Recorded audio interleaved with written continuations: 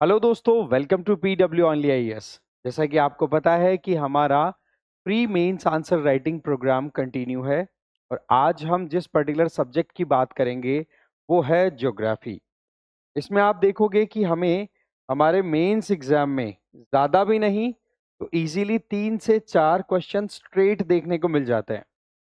अब यहाँ पर जैसा कि एज यूजुअल जो प्रोसेस है उसके बेसिस पर आप लोगों को क्वेश्चंस दे दिए गए थे सुबह, ठीक है ना। टोटल नंबर ऑफ क्वेश्चंस आपके 7 और उन 7 क्वेश्चंस का आंसर आपको खुद से लिख करके और इस टेलीग्राम ग्रुप के ऊपर अपलोड करना था, ठीक है। तो ये प्रोसेस मैं बता देता हूँ। अगर आप पहली बार इस इनिशिएटिव से जुड़ रहे हैं तो आपको क्या करना है कि टेलीग्राम पर इस क्यूआर कोड को स्कैन करके ज्वाइन कर लेना है PW only IAS practice group. Okay, तो यहाँ पर डेली आपको, डेली मतलब जब भी शेड्यूल्ड है आपका आंसर राइटिंग प्रैक्टिस किसी भी सब्जेक्ट का, तो उससे रिलेटेड जो क्वेश्चंस होंगे वो आपको सुबह 9 बजे दे दिए जाते हैं। फिर आपको अपनी खुद की आंसर राइटिंग करनी होती है, ठीक है। आंसर्स आपने लिख लिए तो वो जो आपका कंटेंट है उसको आप स्कैन करके और एक फाइल बना करके अपलोड कर देंगे किस पे, इस पर्टिकुलर ग्रुप पे, राइट। और फिर यहाँ से आपका जो भी आंसर कंटेंट होगा उसको रिव्यू किया जाएगा मेंटोर्स के द्वारा। अब वहां पर जो भी बेस्ट परफॉर्मर्स होंगे उनको फिर रिकॉग्निशन भी दिया जाता है। तो द पॉइंट इज ये प्रोसेस हमारा सब्जेक्ट वाइज चल रहा है और आज हम बात करेंगे ज्योग्राफी की। ज्योग्राफी की 9 क्वेश्चन मतलब 7 क्वेश्चंस आपको सुबह 9 बजे दे दिए गए थे। अब ज्यादा देरी ना करते हुए देखते हैं पहला क्वेश्चन क्या था। Elucidate the concept of continental shelf. Why is it significant from both physical and economic perspective?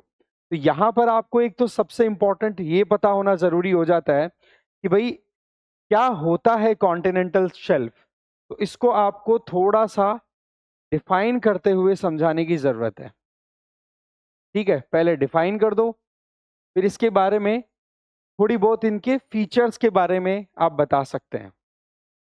अब ये चीजें जब आप क्लियर कर देंगे तो फिर उसके बाद में आप फिर इन एस्पेक्ट पे आ जाइए, फिजिकल और इकोनॉमिक पर्सपेक्टिव से कैसे इंपॉर्टेंट है अगर हम कॉन्टिनेंटल शेल्फ की बात करें। तो इसके लिए सिंपल शुरुआत की जा सकती है। अगर हम बात करें स्टैंडर्ड फॉर्मेट की तो वो हो सकता है इंट्रोडक्शन। इंट्रोडक्शन में सिंपल बताना है कि United Nation convention laws on sea, UN clause के अकॉर्डिंग देखें तो आर्टिकल 76 जो है वो हमें ये बताता है कि जो कॉन्टिनेंटल शेल्फ है, जो कॉन्टिनेंटल शेल्फ है उसमें क्या क्या चीजें आ गई, जिसमें सी बेड भी आ गया, सी बेड भी आ गया मतलब बॉटम ऑफ द सी भी आ गया और सब सॉइल भी आ गई। ओके, इस तरीके से आप एक इंट्रोडक्टरी मैनर में डिफाइन करते हुए अप्रोच कर सकते हैं, ठीक है। साथ ही साथ अगर हम यहां पर क्वेश्चन की डिमांड की बात करें तो क्वेश्चन फिजिकल और इकोनॉमिक दोनों एस्पेक्ट में पूछ रहा है। तो यहां पर ये दोनों चीजें कैसे हम बता सकते हैं इंट्रोडक्शन में, तो आप इंट्रो में ही एक और पॉइंट मेंशन कर सकते हैं जिसको यूज करके आप अपनी राइटिंग को हेल्दी बना दें कि अगर हम हमारी बेस लाइन से देखें वहां से 200 नॉटिकल माइल्स की दूरी तक, अगर कोस्टल लाइन से बेस लाइन खींचे वहां से 200 नॉटिकल माइल की दूरी तक जाएं तो वहां तक का पूरा एरिया होता है एक्सक्लूसिव इकोनॉमिक जोन। और वो एक्सक्लूसिव इकोनॉमिक जोन जो होता है वो मोर और लेस आपके कॉन्टिनेंटल शेल्फ वाले रीजन में ही है, ठीक है। तो ये चीजें जब आप इंटीग्रेट करते हुए बताएंगे ना तो ऑटोमेटिकली एक लिंक बनेगा कि हाँ, एक फिजिकल और इकोनॉमिक दोनों एस्पेक्ट में आप समझाने की कोशिश कर रहे हैं अपने आंसर को। फिर इंट्रो में ये चीजें थोड़ी बहुत बताई, फिर आपका आ जाता है बॉडी स्ट्रक्चर। अब बॉडी स्ट्रक्चर में हमें देखना होगा कि भाई कॉन्टिनेंटल शेल्फ से रिलेटेड क्या कॉन्सेप्ट्स यहां पर अप्लाई होते हैं। तो आप यहां पर कॉन्टिनेंटल शेल्फ रिलेटेड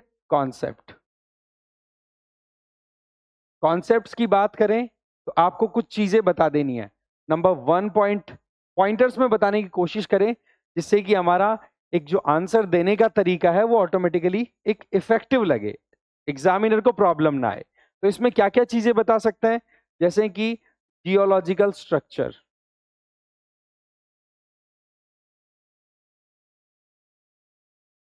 वैसे नॉर्मली देखा जाए तो कॉन्टिनेंटल शेल्फ का इनका आपको एक डायग्रामेटिक रिप्रेजेंटेशन डेफिनेटली देना है।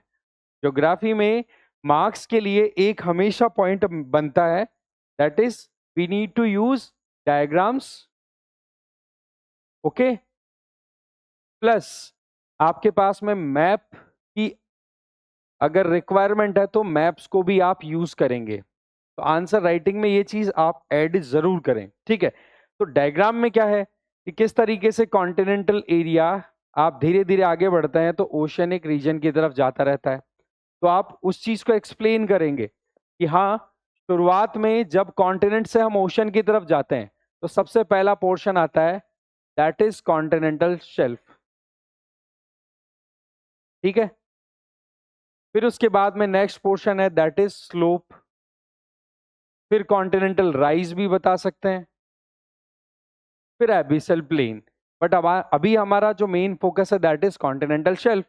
तो ऐसे में ये चीज आप बिल्कुल भी मिस ना करें, जब जरूरत पड़े डायग्राम की तो डायग्राम हमें डेफिनेटली बना करके बताना है, ठीक है। तो ये जियोलॉजिकल स्ट्रक्चर के पॉइंट ऑफ व्यू से देखें तो इसमें आपको क्या दिखेगा, आप यहां पर बताएं कि यहाँ सेडिमेंट्स बहुत सारे होते हैं क्योंकि कोस्टल एरिया के बिल्कुल क्लोजर अगर कुछ कॉन्टिनेंट का एक ट्रांजिशनल जोन क्रिएट हो रहा है, आप जैसे ओशन की तरफ जाएंगे तो वो बनता है कॉन्टिनेंटल शेल्फ। तो वहां पर आपको सेडिमेंट्स मिलेंगे, साथ ही साथ वहां पर लाइफ भी बहुत ज्यादा होगी, मरीन लाइफ वो भी आपको अच्छी खासी मिल जाएगी, सेडिमेंट्स मिल जाएंगे। तो इस तरीके से आपकी जियोलॉजिकल स्ट्रक्चर थोड़ी सी ब्रीफिंग दे सकते हैं। जैसे कि हमारा वेस्टर्न कॉन्टिनेंटल शेल्फ की बात करें इंडिया में, वेस्टर्न कोस्ट, तो वहां पर मुंबई हाई वाला रीजन है, हमें पता है कि वहां पर ऑयल रिजर्व्स कितने सारे हैं। इसके अलावा दूसरा कॉन्सेप्ट में आप ऐड कर सकते हैं फॉर्मेशन प्रोसेस। इस तरीके से पॉइंटर्स आप पिक कर सकते हैं। फॉर्मेशन प्रोसेस का मतलब कि कैसे कॉन्टिनेंटल शेल्फ डेवलप होता है, या तो जो भी कोस्टल एरिया पे सेडिमेंट आ करके सेटल हुए हैं उसकी वजह से कॉन्टिनेंटल शेल्फ डेवलप हो गया, या फिर यहां पर जो ओशन लेवल है, सी लेवल है, उसके राइज होने की वजह से वो एरिया डूब गया, सबमर्ज हो गया। तो ये दोनों वजह हैं जिसकी वजह से यहां पर कॉन्टिनेंटल शेल्फ डेवलप हो सकता है, समझे। तो ये जो पॉइंट है ये हमें ध्यान रखने हैं कि फॉर्मेशन प्रोसेस में हम इन चीजों को बताएं, ठीक है। जैसे एक सिंपल सा एग्जांपल देखें तो अगर हम ईस्टर्न कोस्ट की बात करें तो वहां पर आपको सेडिमेंट्स का डिपोजिशन अच्छा खासा दिख रहा है, उसकी वजह से एक इमर्जिंग कोस्टल लाइन दिखाई पड़ रही है। ध्यान रखें, एब्रीवेशन हम लोगों को यूज नहीं करने हैं, ठीक है। ये जस्ट एक समझाने के हिसाब से यहां पर मैं पॉइंटर्स को ब्रीफ कर रहा हूं, छोटा कर रहा हूं, ठीक है। तो यहां पर दो तरीके से हो सकता है, सबमर्जेंट कॉन्टिनेंटल कोस्ट, मतलब कोस्टल रीजन, या इमर्जेंट।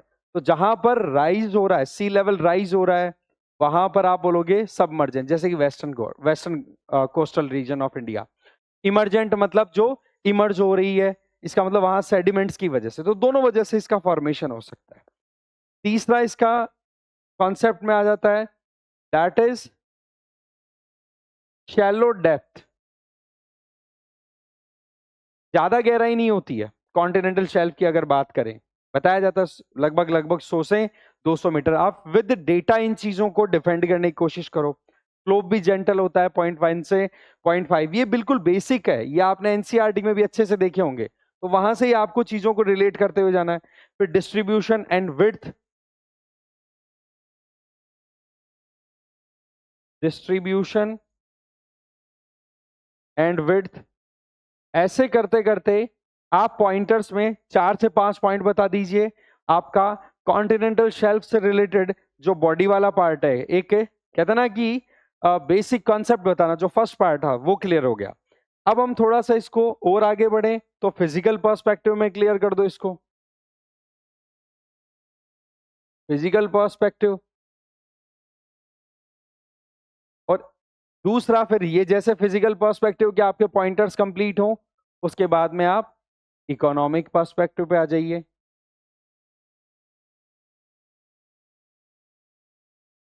और इनमें भी फिर आपको पॉइंटर्स में दे देना है। तो पहला क्लियर हो गया, डिमांड क्या थी क्वेश्चन की कि कॉन्टिनेंटल शेल्फ क्या है, क्या कॉन्सेप्ट है, वो हमने बताया। नंबर 2 फिजिकल पर्सपेक्टिव में इनकी significance importance. Number 3 economic perspective में। ये पॉइंटर्स जब आप क्लियर कर दोगे तो मोटा मोटा आपका बॉडी पोर्शन कंप्लीट, फिर लास्ट में आपको कंक्लूड कर देना है। तो हम यहां पर क्या क्या यूज कर सकते हैं पॉइंटर्स, वो देखो। जैसा कि ये चीजें मैं ऑलरेडी बता चुका हूं, जियोलॉजिकल स्ट्रक्चर और ये सारी चीजें। तो देखो यहां से आपको क्लियर हो रहा है फिजिकल पर्सपेक्टिव में shallow depth and light penetration. इसका मतलब ज्यादा गहराई नहीं है, लाइट अच्छी खासी पहुंच रही है, तो लाइफ की पॉसिबिलिटी है। तो आप बता दीजिए कि भाई बहुत ही ज्यादा प्रोडक्टिव और मरीन लाइफ के लिए कंड्यूसिव रीजन होता है। फिर दूसरा पॉइंट आप बता सकते हैं platform for coral reefs. Australia में जो ग्रेट बैरियर रीफ है, ठीक है, ये मोरलेस कॉन्टिनेंटल शेल्फ वाले रीजन में ही है, तो बिल्कुल समंदर के अंदर जाके नहीं है। आप इकोसिस्टम्स को कनेक्ट करते हुए भी आंसर दे सकते हैं। इसी तरीके से जो ओशियनिक करंट्स हैं, जो दूर दूर तक टेम्परेचर को बैलेंस करने का काम करती हैं, साथ ही साथ न्यूट्रिशन डिस्ट्रीब्यूशन में भी रोल प्ले करती है, वो आप बता सकते हो कि कैसे कोस्टल क्लाइमेट को इफेक्ट करती है, कैसे न्यूट्रिएंट डिस्ट्रीब्यूशन पे उसका पूरा असर आता है, वेदर सिस्टम पे कैसा असर आता है अगर हम कोस्टल रीजन की बात करें।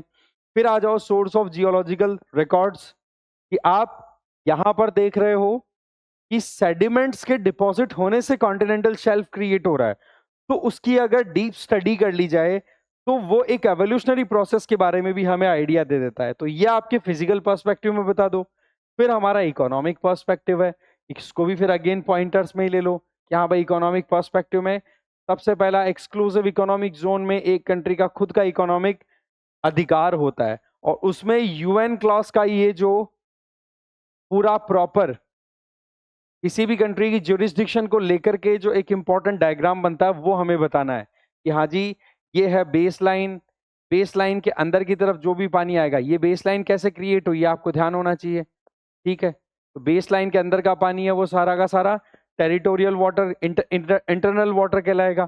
फिर वहां से लेकर के 12 नॉटिकल माइल्स तक जाओगे तब आपका टेरिटोरियल सी, फिर वहां से आगे जाओगे कंटिग्यूअस जोन, और बेस लाइन से लेकर के टोटल अगर 200 नॉटिकल माइल तक जाओगे तो एक्सक्लूसिव इकोनॉमिक जोन। तो ये इकोनॉमिक जोन है ना, यही यहां पर हमें इसके साथ में हिट कर रही है। तो यहां पर मिनरल एक्सप्लोरेशन करने हैं, कुछ भी रिसर्च का कोई भी काम करना है, ठीक है, या मरीन फिशिंग कुछ भी करनी है तो वो किया जा सकता है। ब्लू इकोनॉमी, जहां पर इंडिविजुअल जो कोस्टल एरिया में रहते हैं उनकी लाइवलीहुड, उनकी food security, ocean based growth, इन सारी चीजों में आप इकोनॉमिक पर्सपेक्टिव को क्लियर करते हुए समझा सकते हो, ठीक है। पॉलीमेटेलिक नोड्यूल्स का कॉन्सेप्ट आ गया, जहां से हम बहुत इंपॉर्टेंट मिनरल्स को एक्सप्लोर कर सकते हैं हमारी economic development point of view से, ठीक है।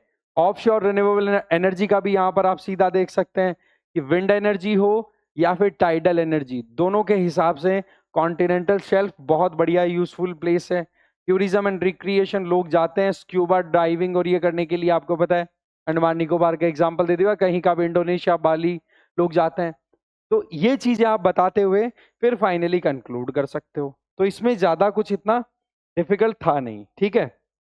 फिर अगला क्वेश्चन है mention the significance of straits in geopolitics and international trade. अब आप देखो कि रीसेंट टाइम में जिस तरीके से डिफरेंट कॉन्फ्लिक्ट्स राइज हुए, उन कॉन्फ्लिक्ट्स के चलते बहुत सारी स्ट्रेट्स हमारे यहां पर हाईलाइट हुई, न्यूज में आती रही। तो उन स्ट्रेट्स को थोड़ा सा आप अगर इमेजिन करके मेमोराइज करोगे तो कौन सी स्ट्रेट किस वजह से न्यूज में रही, उनको हमें अलग अलग पर्सपेक्टिव में बताना है। तो सबसे पहले तो ये पूछा है कि mention the significance, directly question में 10 नंबर का है ना, 150 वर्ड्स में आंसर देना है। बट आपको यहां पर पहले स्ट्रेट्स क्या है इनको इंट्रोडक्शन के टाइम पे प्रॉपर डिफाइन कर देना है। डेफिनेशन देने के बाद में फिर आपको स्ट्रेट्स की सिग्निफिकेंस, इंपॉर्टेंस को बताना है दो एस्पेक्ट में। Number 1 geopolitics point of view से क्या इंपॉर्टेंस बनती है, नंबर 2 ट्रेड के पॉइंट ऑफ व्यू से क्या इंपॉर्टेंस बनती है। तो इन एंगल्स को आप क्लियर कर दोगे तो क्वेश्चन की नीड्स डिमांड वो पूरी हो जाएगी। अब देखो इसमें क्या क्या चीजें आप कैसे क्लियर कर सकते हो। आप देखो दो डिमांड आ गई, ठीक है। सबसे पहली चीज आ गई इंट्रोडक्शन। आप बता दो कि straits are narrow natural waters, या आप बता सकते हो। अब इसमें दोनों एस्पेक्ट क्या, आपको ट्रेड के बारे में भी बात करनी है यहाँ पर इंट्रो में, और थोड़ा सा जियो पॉलिटिक्स का भी पॉइंट उठाना है कि रीसेंट टाइम में जिस तरीके के कॉन्फ्लिक्ट्स हुए उसकी वजह से कई स्ट्रेट्स ऐसी रही जिनको चौक पॉइंट के तौर पे भी ऑब्जर्व किया गया कि जिससे ट्रेड रुक जाए। तो आप देखो कि कंट्रीज अपनी पावर एक्सरसाइज करने के लिए स्ट्रेट्स को कैसे वेपनाइज कर रहे हैं। तो वो चीज आप इंट्रोडक्शन में दे दो, फिर उसका असर बता दो कि भाई उसकी वजह से एनर्जी सिक्योरिटी पे पूरा असर पड़ता है, इकोनॉमिक स्टेबिलिटी पे भी पड़ता है। अब इसकी सिग्निफिकेंस में क्या क्या इंपॉर्टेंस हो सकती है, सबसे पहले जियोपॉलिटिकल पॉइंट ऑफ व्यू से बता दो क्या, कि जो नेवल फोर्सेस है उनका जो मूवमेंट होता है, जो भी एक कंट्री अपनी सिक्योरिटी वाइज इंश्योर कर सकता है, तो वहां पर एक चौक पॉइंट का माहौल बन सकता है, ठीक है।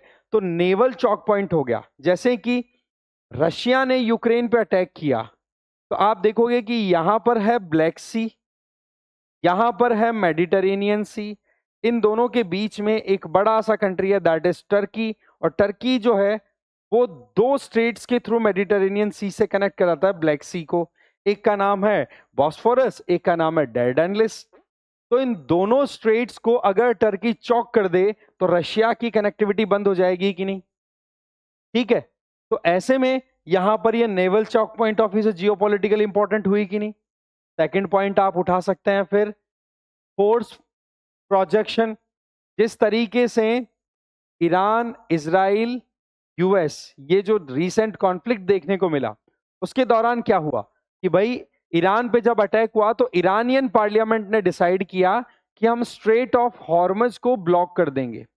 इस तरीके की वहां पर बातें होने लग गई। तो आप सोचो कि वर्ल्ड की जो एनर्जी सिक्योरिटी है वो खतरे में गई कि नहीं। आप साथ साथ में ये डायग्राम जरूर बनाएंगे, जो भी आपको जैसे टर्की वाला था उसको भी आप प्रॉपर फिगर दे करके फिर आप आंसर देने की कोशिश करेंगे, ठीक है। तो स्ट्रेट ऑफ हॉर्मस का आ गया।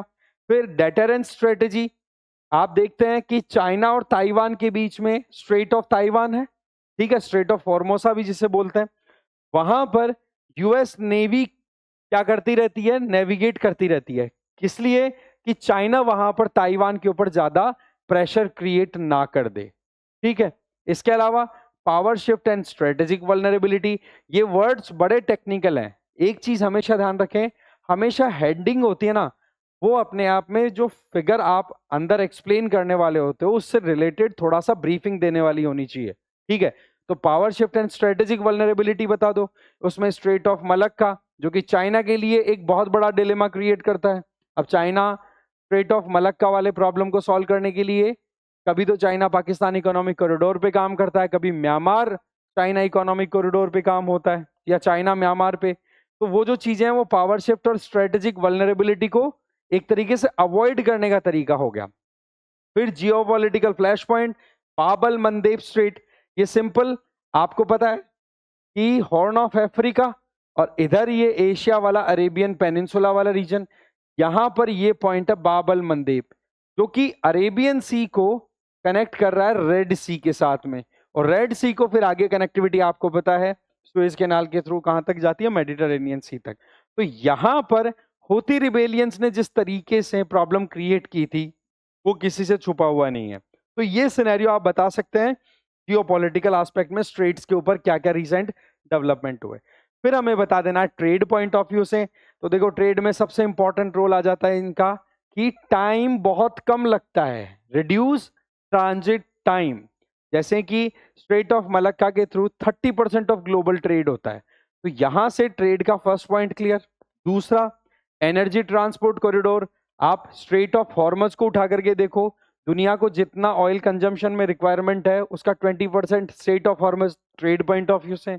मार्केट कनेक्टिविटी, जैसा कि मैंने बताया बाबल मंदेब का आप एग्जांपल ले सकते हो, क्योंकि अरेबियन सी को कनेक्ट कर रही है रेड सी, और रेड सी से फिर आगे हम सुएज कैनाल के थ्रू कनेक्टिविटी ले रहे हैं कहां तक, मेडिटेरेनियन सी। तो एशिया और यूरोप के बीच की कनेक्टिविटी को इंश्योर करना, ट्रेड आ गया। फिर पोर्ट सेंट्रिक इकोनॉमिक ग्रोथ, आप देखो स्ट्रेट ऑफ मलक्का, अगर आप देखोगे स्ट्रेट ऑफ मलक्का तो मलय पेनिनसुला, इधर सुमात्रा, इनके बीच में लोकेटेड है। यहां पर एक पोर्ट सिटी डेवलप हो रखी है, दैट इज सिंगापुर। ठीक है, तो ये क्या हुआ कि इकोनॉमिकली इस पर्टिकुलर रीजन में एक्टिविटीज इतनी हुई, जिसका नतीजा क्या हुआ कि वहां पर पोर्ट एरियाज में इतने डेवलपमेंट हुए कि सिटीज ने ग्रोथ भी करी और आज वो ग्लोबल पोर्ट सिटी के नाम से भी जाने लग गए। ठीक है, सप्लाई चेन कंटिन्यूटी मेंटेन करने में बड़ा इंपॉर्टेंट रोल प्ले करते हैं, जैसे कि पनामा कैनाल का एग्जांपल, कि रिसेंट टाइम में पनामा में पानी का लेवल डाउन गया था, इसकी वजह से बड़े इश्यूज आए थे, तो आप इन चीजों को बता सकते हैं। Fisheries and livelihood point of view से इसी सुमात्रा से आगे थोड़ा जाओगे तो सुंडा स्ट्रेट आएगा। ठीक है, वहां पर बायोडाइवर्सिटी पॉइंट ऑफ व्यू से बहुत सारी लाइफ है, वहां पर लोग बहुत ज्यादा डिपेंडेंट भी है।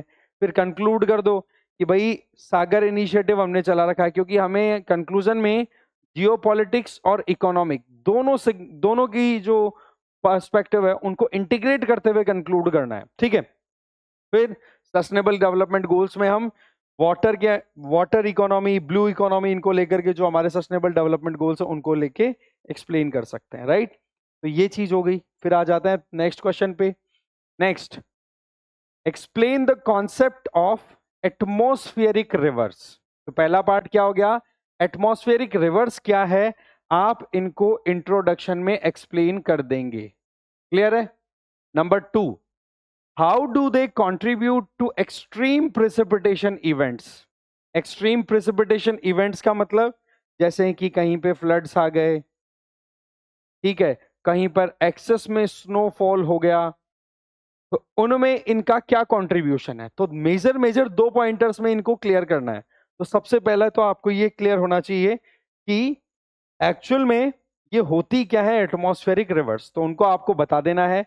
देखो 2 रिक्वायरमेंट, 2 ही मेन बताने हैं। देखो पॉइंटर्स, एक्सट्रीम इवेंट्स कौन से हुए और उनको एग्जाम्पल के साथ सब्सटेंशिएट करना। बार बार एक चीज बताई जाती है कि हम, हो सकता है कुछ चीजों को समझाने में एक तरीके से पॉइंटर हमारे दिमाग में आ गया, हमने लिख भी दिया, बट पॉइंट इज उसको हमें फैक्ट्स के साथ सब्सटेंशिएट करना होगा, तब जाकर के हमारा आंसर हेल्दी बनेगा। क्लियर है।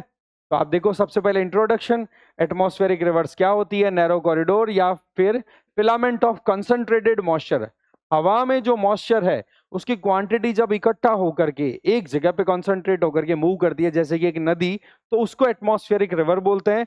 रिवर इन द स्काई के नाम से भी इनको कई बार एड्रेस कर दिया जाता है। और इनको आप थोड़ा सा डायग्रामेटिकली समझाएंगे तो और भी हेल्दी हो जाएगा, कि जैसे यहां पर ये कोई वाटर बॉडी है, वहां पर टेम्परेचर ज्यादा होने की वजह से हवा में मॉइस्चर अच्छा खासा है, और वो जो मॉइस्चर कंटेंट है वो एक तरीके से नैरो पाथ को फॉलो करते हुए कंटिन्यू कर रहा है, तो वो ही आपकी एटमॉस्फेरिक रिवर बन गई। अब अगर वहां पर कोई भी माउंटेन आ गया, किसी भी तरीके से वहां पर कंडेंसेशन हो गया, मतलब ये कि जो वेपर है वो वाटर ड्रॉपलेट्स में कन्वर्ट होगी, तो फिर जबरदस्त रेनफॉल होने का स्कोप रहता है। क्योंकि अगर माउंटेन आ गया तो फिर इनको विंडवर्ड साइड अपलिफ्ट होना पड़ेगा। अपलिफ्ट होने के बाद में अगर कंडेंसेशन हो गया, जैसा कि मैंने बताया कि मॉइस्चर कंटेंट इनमें अच्छा खासा होता है, तो फिर वहां पर अगर बरसात होगी, रेनफॉल होगी, स्नोफॉल होगी, जिसको हम ओवरऑल प्रेसिपिटेशन बोलेंगे, तो वो फिर डेडलीस्ट साबित हो सकता है।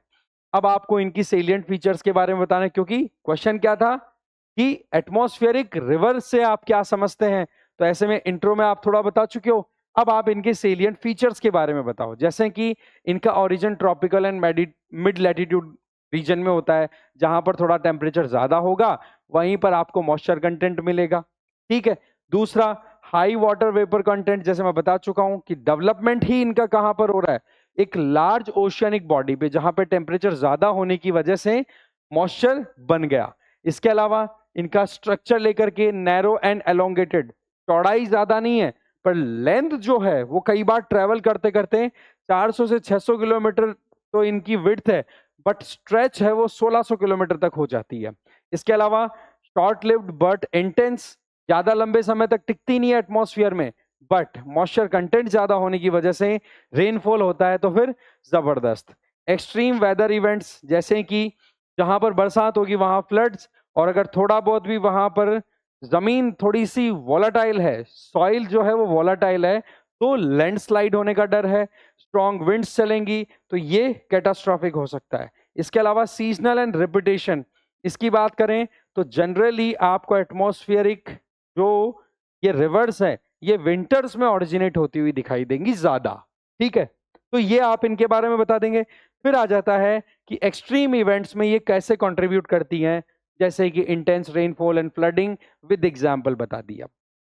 फिर ओरोग्राफिक एनहांसमेंट, अगर बीच में पहाड़ आ गए तो उसकी वजह से और ज्यादा कॉम्प्लिकेशन बढ़ेंगे, जैसे कि सियरा नेवाडा में, जो कैलिफोर्निया में सियरा नेवाडा रीजन है, वहां पर स्नोफॉल देखा गया था एटमॉस्फेरिक रिवर्स की वजह से। Snowpack formation and sudden melting, ये पॉइंट आप बता सकते हैं। साइक्लोन इंटेंसिफिकेशन, कहीं पर अगर ऑलरेडी साइक्लोनिक कंडीशंस बन रही है और वहां पर एटमॉस्फेरिक रिवर रीच कर गई, तो मान के चलो कि उस साइक्लोन की जो कंडीशन है उनको और एक्सट्रीम बना देगी, जैसा कि 2015 में टॉम डेस्मोंड करके आया था यूके में वहां पर। तो ये एग्जांपल्स आप ऐड करते चले जा सकते हैं, ठीक है ना। फिर extreme duration of rainfall event, कई बार लंबे समय तक, थोड़े समय में बहुत ज्यादा आएगी तो फ्लड्स, एक्सट्रीम इवेंट्स, और कई बार बहुत लंबे समय तक बरसात होती रहती है, जैसे कि नॉर्दर्न कैलिफोर्निया कई बार इस चीज को एक्सपीरियंस करता है।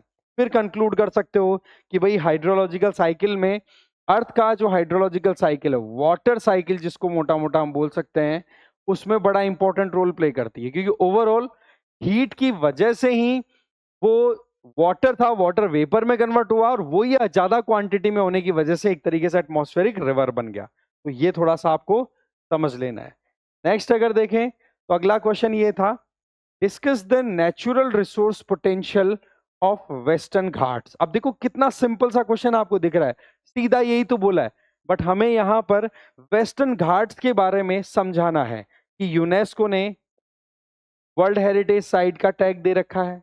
इसके अलावा वर्ल्ड के जो इंपॉर्टेंट या फिर कहें बायोडाइवर्सिटी हॉटस्पॉट्स हैं, उनमें से एक है हमारा ये वेस्टर्न घाट। इसके अलावा वाटर पॉइंट ऑफ व्यू से देखो, ठीक है, आप वहां पर मिनरल्स के हिसाब से देखो, ऐसे बता करके आप इंट्रोडक्शन दे सकते हैं कि भाई कितना ज्यादा एक रिच रीजन है ये, अगर हम वेस्टर्न घाट्स की बात करें तो थोड़ा इनके बारे में हमें पहले बताना है कि वर्ल्ड हेरिटेज साइट के तौर पे दिया हुआ बायोडाइवर्सिटी हॉटस्पॉट है। नेचुरल रिसोर्सेज में यहाँ पर पानी है, मिनरल्स है, मेडिसिनल प्लांट्स है, इनकी प्रेजेंस है, और इन्हीं को फिर बाद में आप इलेबोरेटली बता दो, क्योंकि पूछा क्या है natural resources point of view से, तो क्या क्या रिसोर्सेज है। तो सबसे पहली चीज तो देखो मैंने बताया आपको कि मैप तो जरूर बनता है, मैप आपको जरूर ड्रॉ कर देना है, कौन कौन से स्टेट्स में होता हुआ वेस्टर्न घाट फ्लो करता है। टोटल 6 स्टेट्स हैं, स्टेट्स के नाम भी बताओ, ठीक है। अब यहाँ पर जो रिसोर्सेज है उनको हाईलाइट कर दो। सबसे पहले फॉरेस्ट रिसोर्स बता दो कि यहाँ पर किस तरीके के फॉरेस्ट मिलते हैं, एवरग्रीन, सेमी एवरग्रीन, फिर उनमें एग्जाम्पल दे दो कौन कौन से प्लांट्स, कौन कौन सी स्पीसीज इंपॉर्टेंट है। दूसरा वाटर रिसोर्सेज, यहाँ से निकलने वाली नदियां जो कि 12 महीने पेरिनियल रिवर्स हैं, है ना, उनका एग्जाम्पल दे दो, और वहां से क्या बेनिफिट हो रहा है, एक तो इरिगेशन फैसिलिटी बन पा रही है और दूसरा हाइड्रो इलेक्ट्रिसिटी बन पा रही है। ऐसे पॉइंटर्स आप बता के आगे बढ़ सकते हो।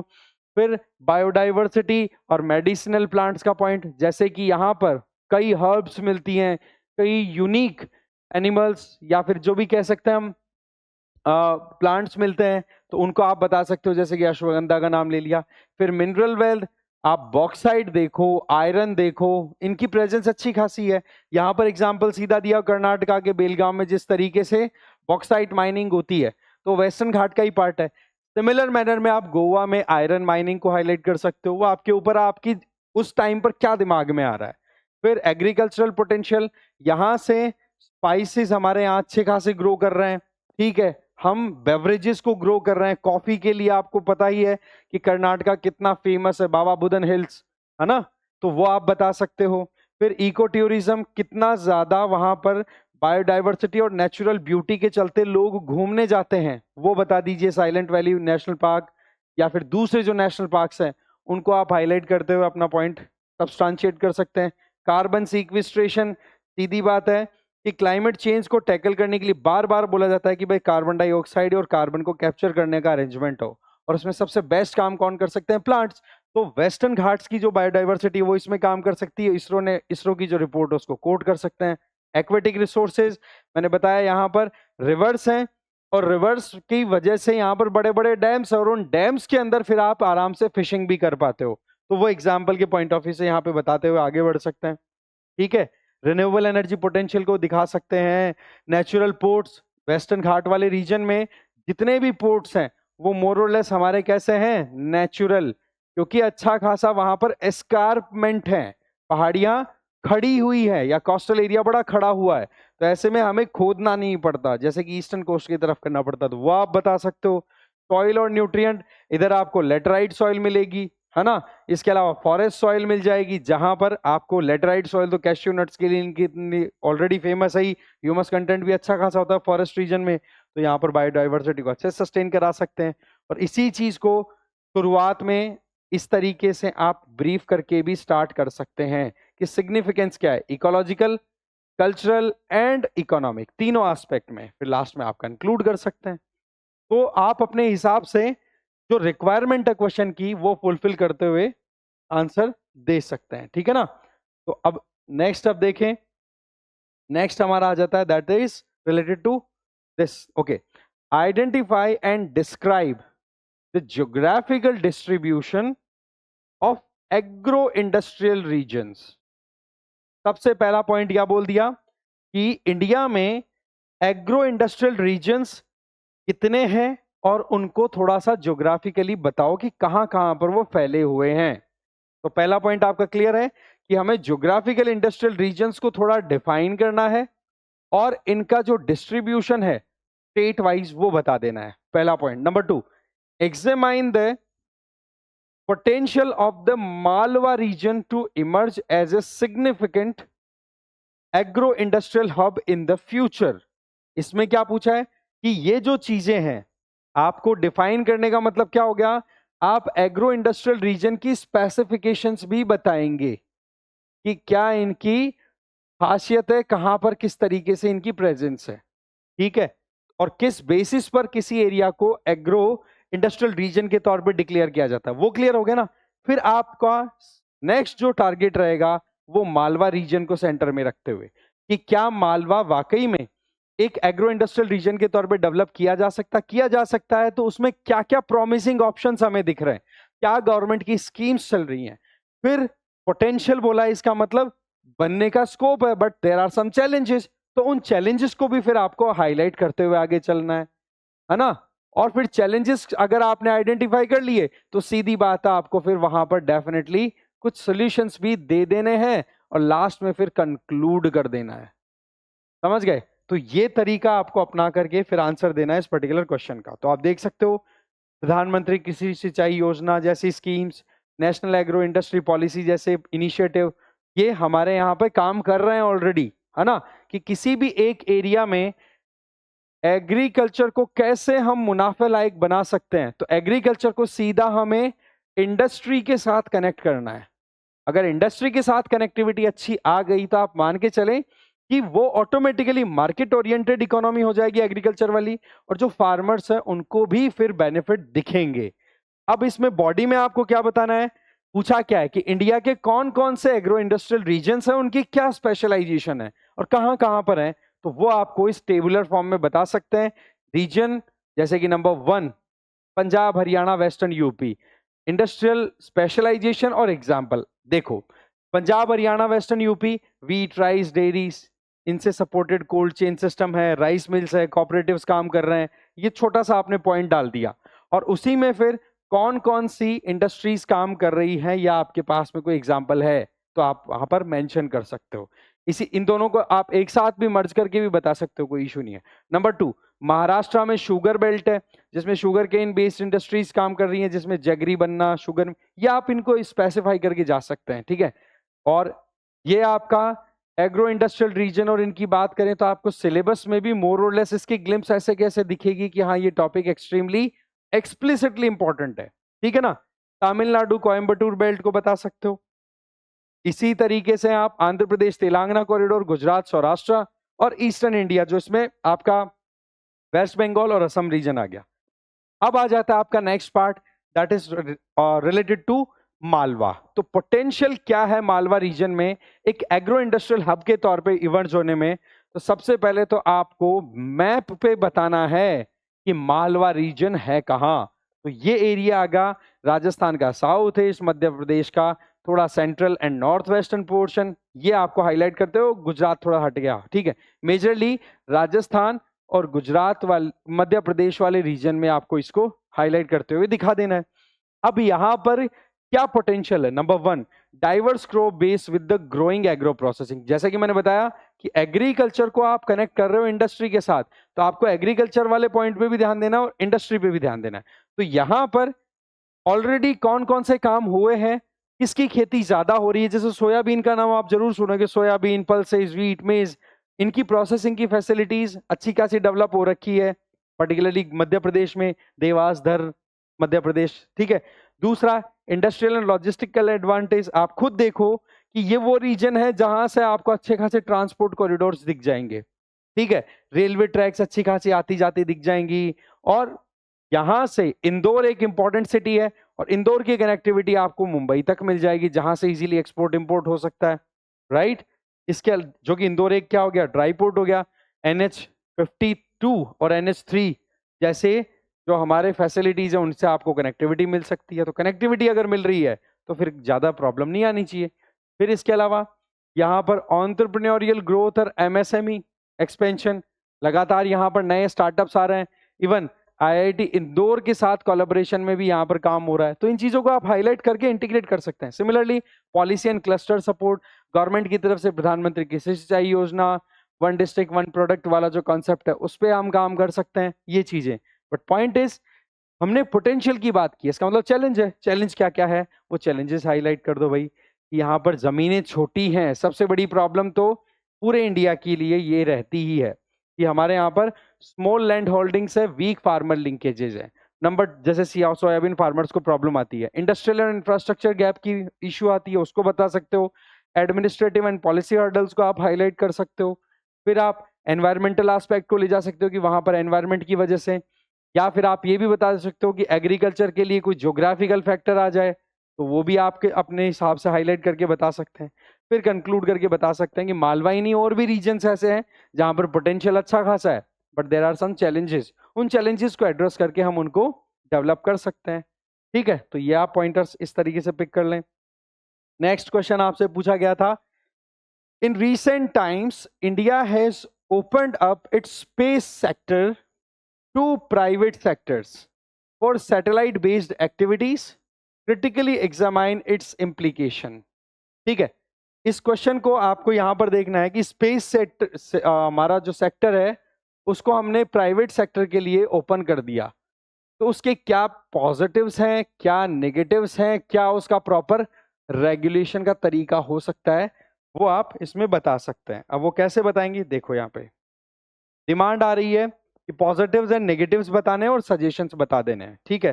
तो उसी को ध्यान रखते हुए देखिए आप यहाँ पे कि 2020 में स्पेस सेक्टर को हमने ओपन कर दिया प्राइवेट सेक्टर के लिए, जिसका एक बढ़िया एग्जांपल है इन स्पेस। इसका एक बड़ा ओपनिंग इसरो के द्वारा लॉन्च किया गया, जिसमें हमने क्या किया, कॉमर्शियलाइजेशन पे काम करने की स्टार्टिंग कर दी है, जिसमें हम इनोवेशन लाने के लिए अब प्राइवेट सेक्टर को भी एनकरेज कर रहे हैं कि भाई आप भी आइए और मिलके काम करिए, ठीक है जी।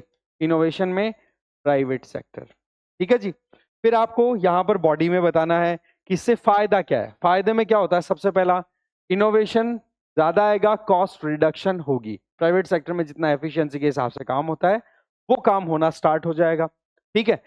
जैसे कि स्काई रूट एरोस्पेस लॉन्च किया गया, फर्स्ट प्राइवेटली बिल्ट रॉकेट, इसके विक्रम एस नाम से लॉन्च किया था स्काई रूट ने, ठीक है। ये आपके न्यूज में हाईलाइटेड कई केस स्टडीज होती है, वो यहाँ पर आप ऐड कर सकते हैं। Global market access, private sector जैसे ही एंट्री लेता है तो आप ऑटोमेटिकली बहुत ही ज्यादा क्वालिटी वाइज इंप्रूव कर जाते हैं और आपकी कॉस्टिंग भी रिड्यूस होती है, तो वो बेनिफिट आप बता सकते हो। एडवांस मिशन पे आप काम कर सकते हो, जैसे Gaganyaan, Aditya L1, in space जैसे हमने बात की।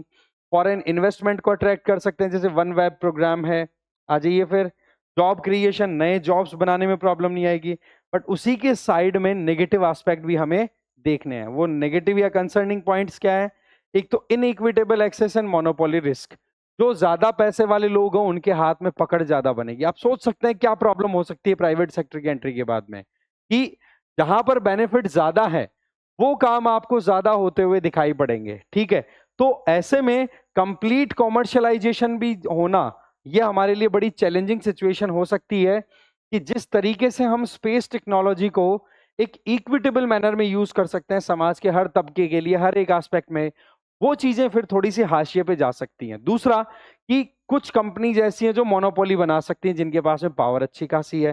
फिर नेशनल सिक्योरिटी का मामला भी है, कि अगर वहां पर प्राइवेट सेक्टर ने बिना सोचे समझे सर्विलियंस करना स्टार्ट कर दिया, कोई प्रॉपर रेगुलेशन नहीं रहा, तो वो फिर नेशनल सिक्योरिटी के लिए खतरा हो सकता है, क्योंकि मॉनिटरिंग होगी। फिर डेटा प्रिवेसी का भी बड़ा चैलेंज है, क्योंकि आज तो हमें पता है कि राइट टू प्रिवेसी हमारा एक फंडामेंटल राइट भी है, और वहां पर डेटा की प्रोटेक्शन होनी बहुत ज्यादा जरूरी है। Commercialisation of scientific commercialisation over scientific priority, भाई सीधी बात है कि इसरो कई चीजें ऐसे करता है जो कि एक तरीके से समाज कल्याण वाली होती है। वहीं पर प्राइवेट सेक्टर आ गया ना, तो ज्यादातर फिर वहां डर ये लग जाएगा कि भाई कहीं केवल कॉमर्शियलाइजेशन पे तो ध्यान नहीं दिया जा रहा है।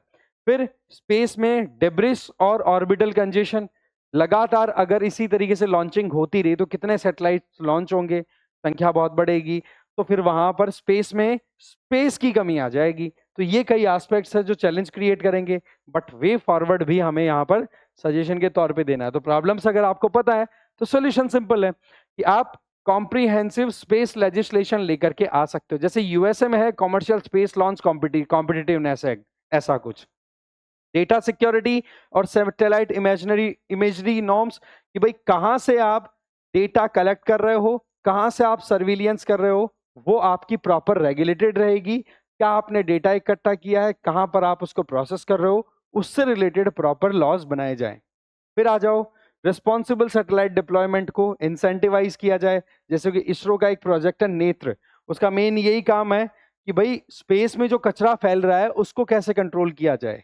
इसके अलावा आप स्टार्टअप इकोसिस्टम को प्रमोट कर सकते हो, एमएसएमईज को, जिससे कि जो इनइक्वालिटी वाला जो इशू था कि भाई कुछ डोमिनेंट प्राइवेट सेक्टर कंपनीज ही अपने हाथ में सारी पावर ले लेंगी, तो आप उनको डाइल्यूट या फिर मैनेज कर पाएंगे। आ जाओ फिर कैपेसिटी बिल्डिंग और एथिकल ट्रेनिंग। सीधी बात है कि जो भी काम हो वो ये देखा जाए कि कितना लॉन्ग टर्म के हिसाब से ठीक है और ज्यादा से ज्यादा लोगों के लिए बेनिफिशियल है।